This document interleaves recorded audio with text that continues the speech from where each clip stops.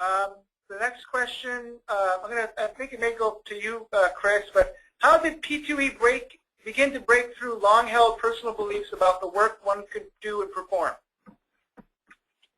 This is Chris. I'll answer that.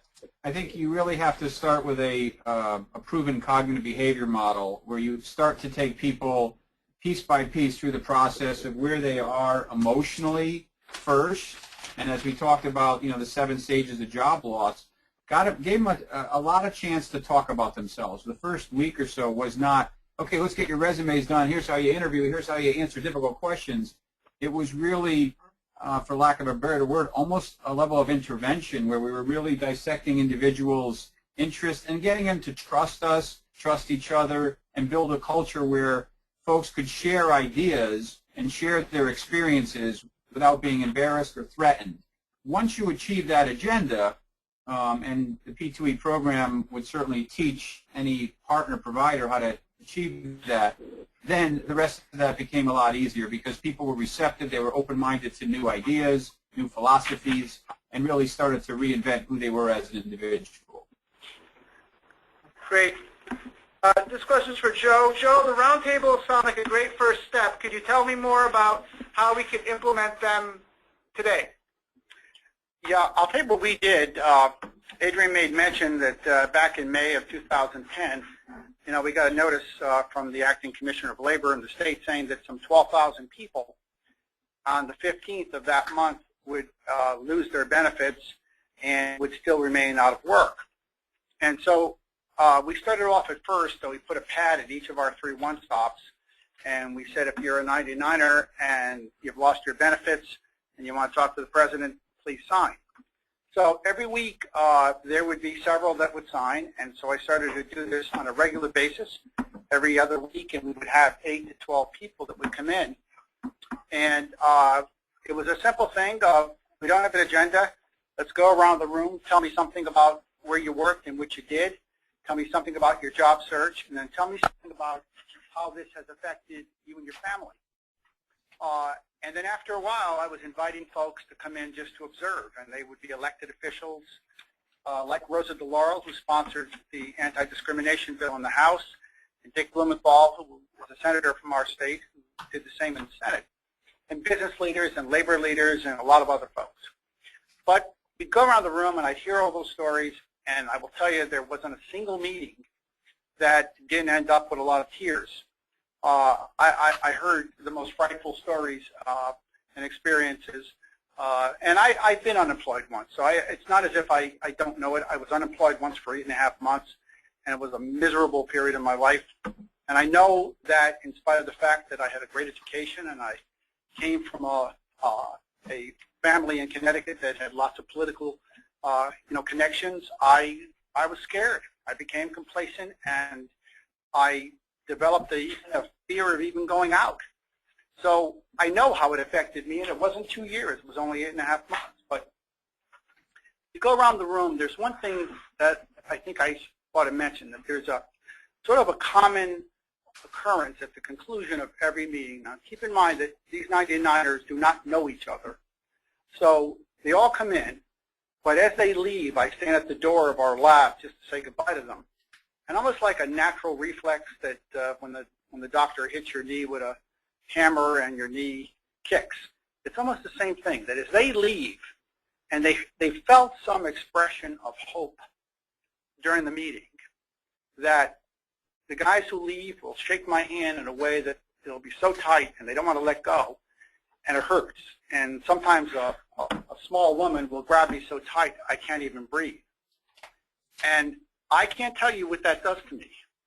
I love this country, and I can't think that we're allowing the fact that all of these folks are just so desperate for hope, that a little expression to a guy that they never met, from a guy that they never met, gets them to a point where they're clinging to me. That's what motivates me here, and it all started with the roundtables. So we got a national movement going on that's involving hundreds of thousands of people that are now part of this circuit. Every state, every single state of this nation was in some way connected to the hundreds of thousands of people that communicated after the CBS airing. So when I tell you that your first starter, regardless of who you are or what you are, a whip or whatever, is take the route of the roundtables. I assure you it will be a resource to help you to grow this into a movement. And there's no cost to it. Great. We're getting a lot of specific questions about costs and a lot of specific questions about average wages and stuff. And I don't know if we're capable to generate. We want to be accurate and generate very specific information for you. But what I'm thinking is we'll probably issue a Q&A following this in a couple of days. We'll get most of your questions answered and publish that on our website, bluegreenresearch.org. One of the questions, one thing here. Let me just quickly read this. Were most participants salaried professionals or hourly, i.e. manufacturing? And I guess another piggyback that onto what types of jobs and jobs title were people finding? It was a good mix. We had individuals who were pressmen. We had individuals who were administrative assistants. We had vice presidents of marketing. We had a wide array of individuals, and I think that's what caused such a great dynamic among the groups. So it was a wide variety. We had hourly people who had made just a little bit above minimum wage, and people who had made really good salaries. Good. Thank you.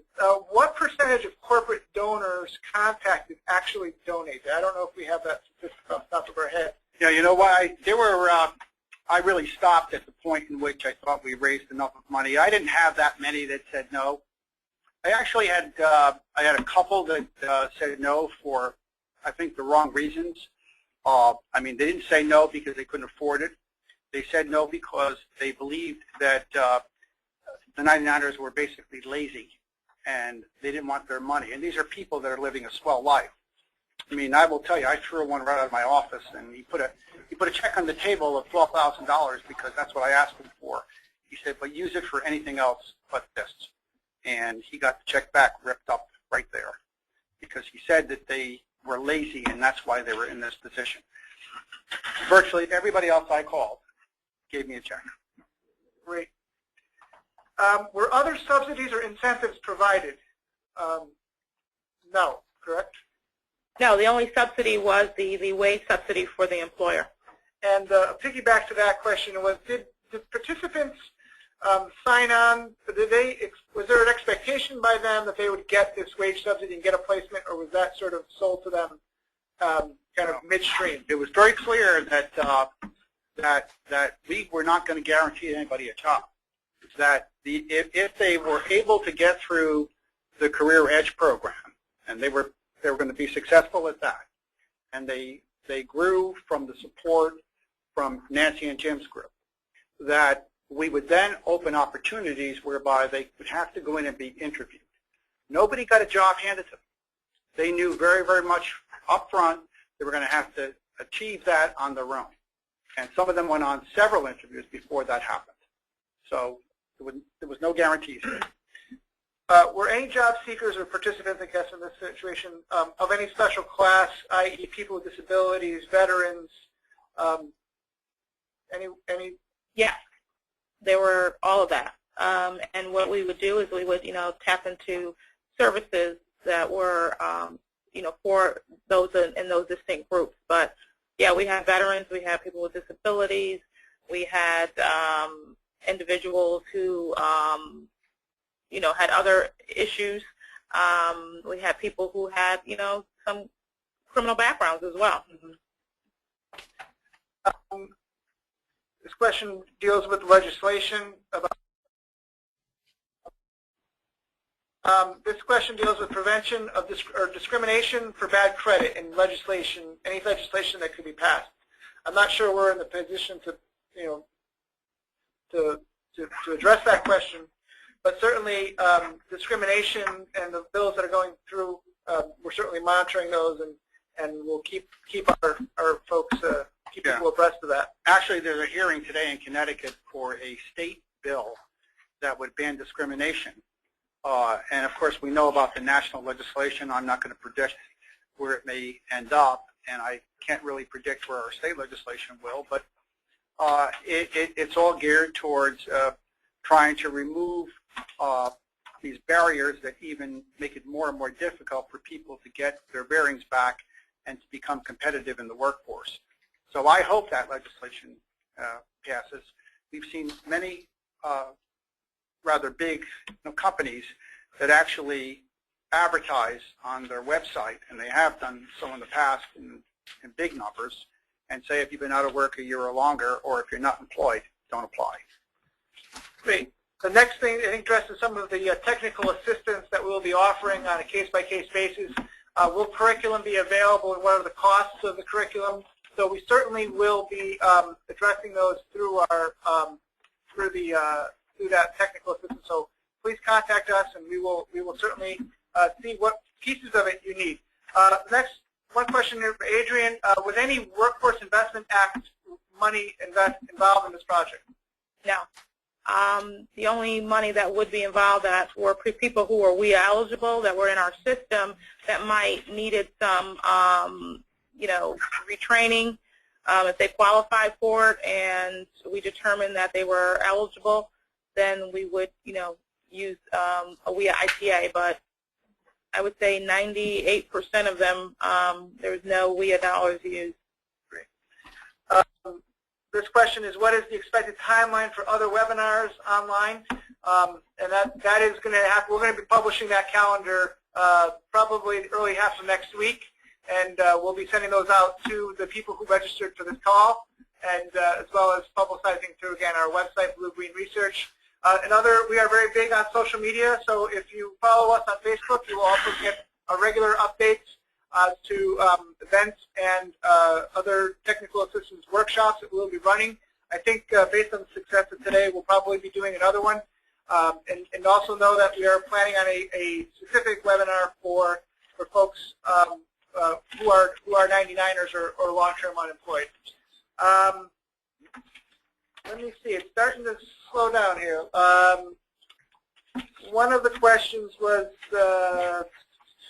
can we find out who else is on the call? We certainly can.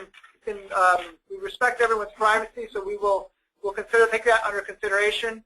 I don't publish lists, and I don't give out lists, and I think we all get enough emails. So I don't think we'll be publishing the list at this point, but I'll have to defer to my legal expert here, Adrian, who's our in-staff lawyer as well.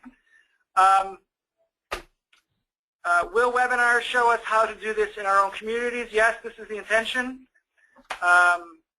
The presentation, repeat where to download the presentation. This presentation is available in the PDF format at bluegreenresearch.org.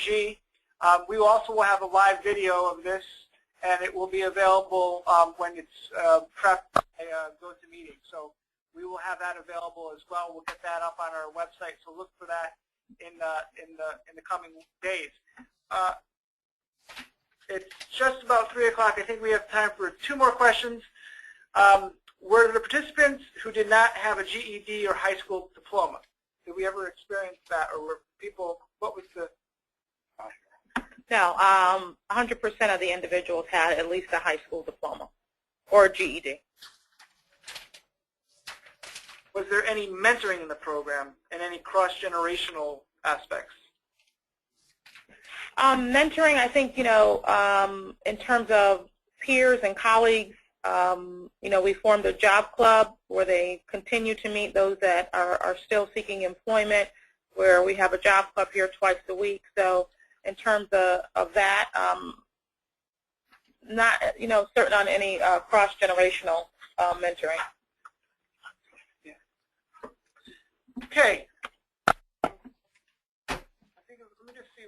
A couple more here coming in. Is there any certification for counseling long-term unemployed individuals? We use licensed behavioral health professionals who have some expertise in that. I'm not aware of any certification, but everyone was licensed. Great. I want to thank you all.